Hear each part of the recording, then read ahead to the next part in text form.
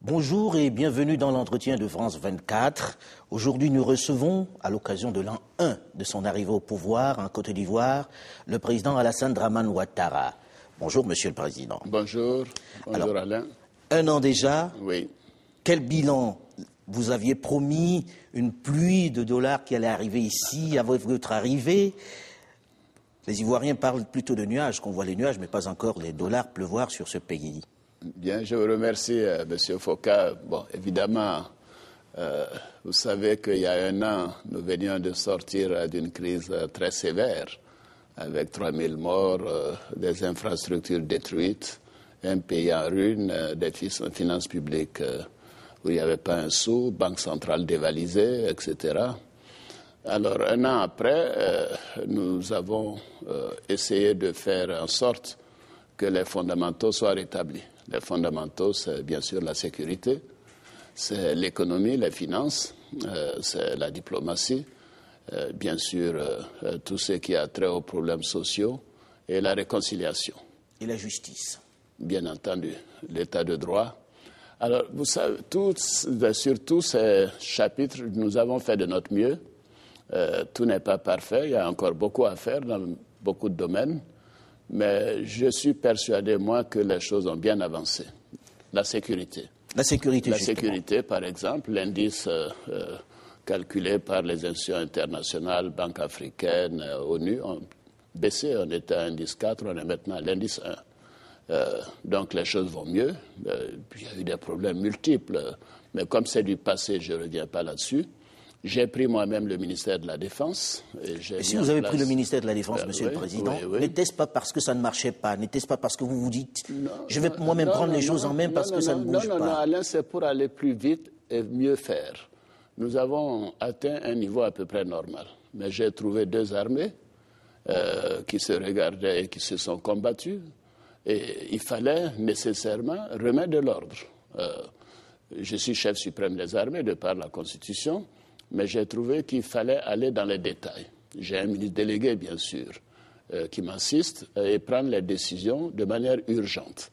Et c'est ce que je fais. J'ai mis en place une structure pour faire la réforme de la sécurité, parce que le problème des démobilisés est réel. Tous ceux qui ont participé à faire partir mon prédécesseur, la question donc des moyens, des équipements, les problèmes relatifs à la restructuration profonde de l'armée et surtout aux décisions de stratégie. J'ai mis en place un Conseil national de sécurité.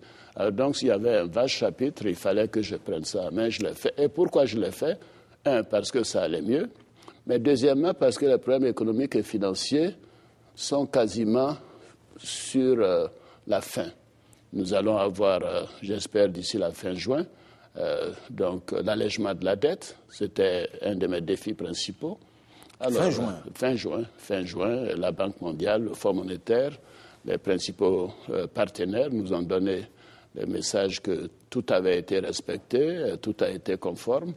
Alors, je suis d'abord un économiste. À partir du moment où ce problème est réglé, je peux me concentrer sur la question de défense et de sécurité. Maintenant, au-delà, il y a tous les problèmes de gouvernance. Les problèmes sociaux, les problèmes de réconciliation.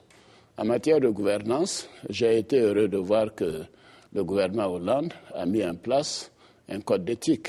Nous l'avons signé un mois après notre entrée au service de l'État ivoirien. Donc nous avons un code d'éthique.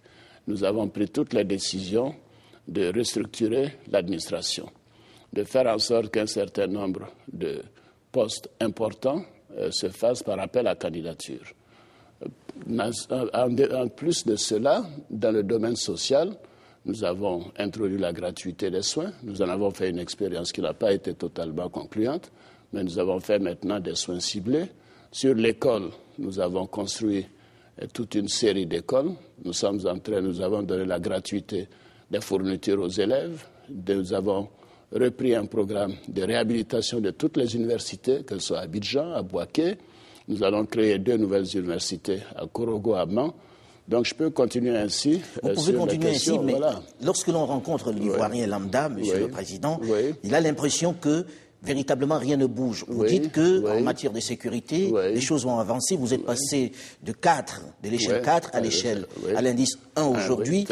Mais dans Abidjan, comme dans un certain nombre de régions de Côte d'Ivoire, on assiste encore à des agressions, on assiste encore à des viols. Mais vous savez, comment vous pouvez lui Abidjan expliquer d'abord est une ville de 6 millions d'habitants, n'est-ce pas? Allez-y à New York, allez-y à Paris, allez-y ailleurs. Il y a des problèmes d'insécurité. Je reçois tous les matins un compte rendu de ce qui s'est passé dans la nuit. Il y a à peine 6 mois, nous étions à 10 véhicules volés dans la nuit sur le territoire national. Maintenant, nous en sommes à 1 ou 2. Et ainsi de suite. On découvrait toute une série de cas de viol. Maintenant, nous n'en avons presque plus. Donc, il y a une évolution, d'ailleurs, qui est marquée par l'indice.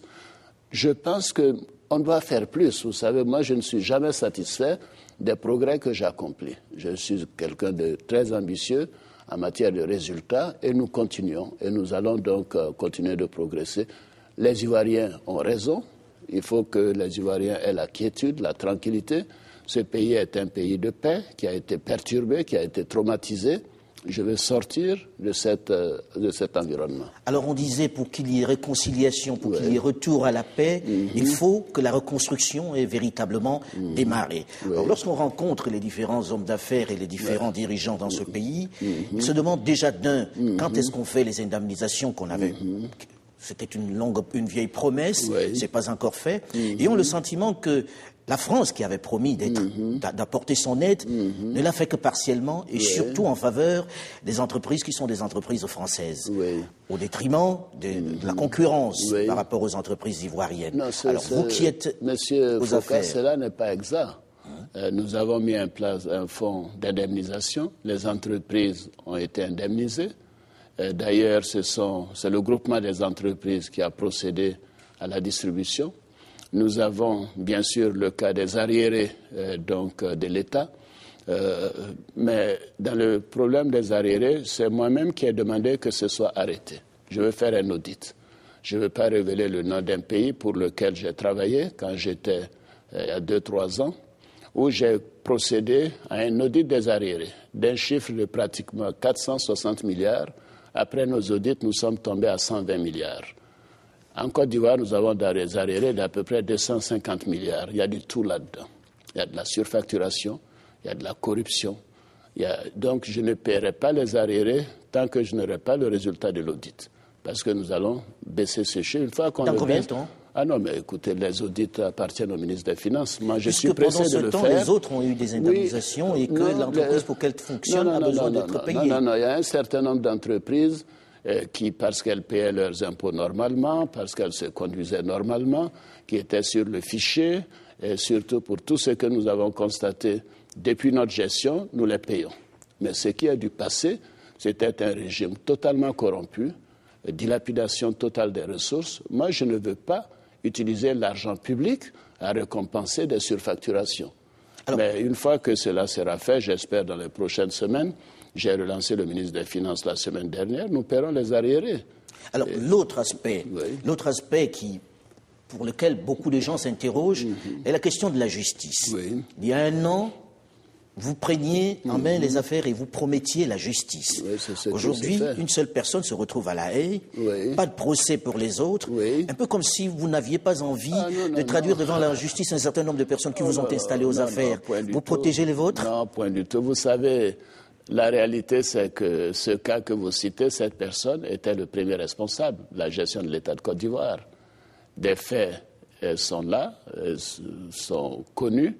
3000 morts, enfin bref, je ne vais pas refaire sur ce chapitre. Mais il n'a pas été le seul à avoir fait des morts, Monsieur le Président. Mais il en a été, il était le principal responsable, chef suprême des armées, etc. Donc il est le principal responsable et il est à La Haye. Si je l'avais commis ici pour être jugé, on m'aurait dit voilà, ce n'est pas une justice équitable, elle n'est pas transparente. Bref, ce cas est derrière nous. Maintenant, il y a d'autres qui sont effectivement donc en détention. Mais le processus est en cours. C'est une question de justice. Moi, je ne veux pas me mêler de la justice, aussi bien les individus que le rythme des juges. Les juges doivent faire leur travail. Certains ont été mis en liberté provisoire, je m'en réjouis, parce que les juges estiment que les charges sont légères. D'autres ont été donc détenus dans des prisons ou dans des maisons pour leur donner un minimum de confort compte tenu de leur rang. Et certains autres sont en exil et des mandats d'arrêt ont été émis. Et ces mandats d'arrêt seront exécutés. Je leur ai donné un délai. Je suis en contact avec les pays où ils résident et je prendrai donc la décision de les répatrier par les voies légales. Il y a des risques que cela arrive? Ah, mais bien sûr. Si des gens ne rentrent pas, nous avons un code judiciaire au niveau de la CEDEAO, au niveau de l'Union africaine, qui sera appliqué et ces personnes seront rapatriées des pays où ils sont actuellement. Mais c'est mieux que ces personnes rentrent. Vous voyez qu'elles rentrent, il y a des mandats d'arrêt, elles se présentent devant la justice. Si les faits ne sont pas des faits très graves, sans doute, elles seront mises en liberté provisoire, comme ça a été le cas d'autres. Mais si c'est important, mais donc la procédure suivra son cours. Alors, pour que les choses démarrent dans ce pays, il faut la justice.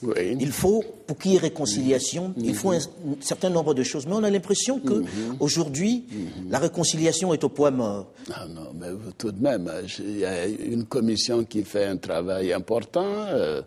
C'est vrai qu'il faut un recensement. Cette commission même commence à se poser des questions si elle a les moyens de faire son travail convenablement. Les moyens, je peux vous dire que j'ai prévu les moyens pour la commission. Et en plus, nous avons des ressources. Non, parce que ce n'est pas un processus instantané. D'abord, il faut recenser toute une série de choses, de victimes, des proches des victimes. La deuxième phase, je leur ai indiqué, ce sera la question de l'indemnisation de ces victimes.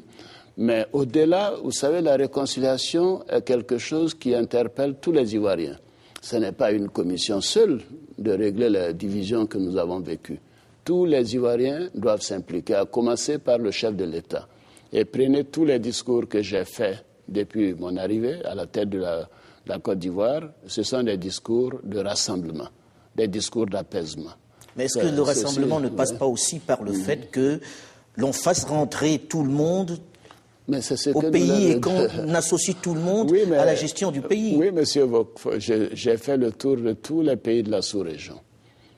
J'ai rencontré mes compatriotes. Je leur ai dit, rentrez au pays, venez vous mettre au travail parce que ce pays est en train de redémarrer.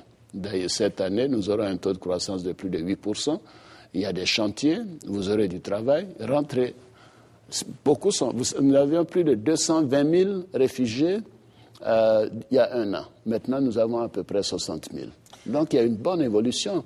Maintenant, vous parlez d'un certain nombre de cas, que personne sans doute qui savent ce qu'elles ont eu à faire et qui craignent de rentrer. Mais même là, nous leur donnons des assurances. Des opposants bien connus viennent de rentrer il y a 2 semaines. Nous les avons accueillis à l'aéroport. Nous avons envoyé la sécurité jusqu'à ce que la justice se prononce sur leur cas. Je veux construire un état de droit. Et l'état de droit, ça veut dire que quand quelqu'un décide de rentrer, même si nous avons des suspicions sur cette personne, il faut qu'elle soit traité comme un citoyen innocent qui, par la suite, peut se présenter devant la justice. Donc, j'en appelle d'ailleurs à tous mes compatriotes qui sont à l'étranger, même si eux-mêmes savent qu'ils ont commis des crimes économiques ou des crimes de sang, ils doivent rentrer et se présenter devant la justice. Et la justice, en ce moment-là, prend le dossier en main. Nous arrivons malheureusement au terme de cet entretien. Le temps passe très très vite. Et juste en une phrase, vous promettez que les millions de dollars que vous aviez promis arriveront en juin. Mais vous savez, les millions de dollars, beaucoup de millions sont déjà arrivés. Certainement, vous n'auriez pas vu tous ces chantiers en place. En deuxième lieu, si nous n'avions pas la crédibilité nécessaire, nous n'aurions pas eu le soutien de la Banque mondiale, du Fonds monétaire de la BAD, sur les centaines de millions de dollars que nous avons obtenus. Et en troisième lieu, l'allègement de la dette viendra, mais ce ne sera pas de l'argent à gaspiller, ce sera pour investir, pour améliorer le quotidien des Ivoiriens. Et je m'engage à faire en sorte que le programme que j'ai promis aux Ivoiriens soit véritablement rendu dans les 3 ans et demi qui me restent. Merci, Monsieur le Président. Voilà, merci, M. Foucault. Merci beaucoup. L'entretien sur France 24 est à présent terminé, mais restez à l'écoute des informations sur France 24.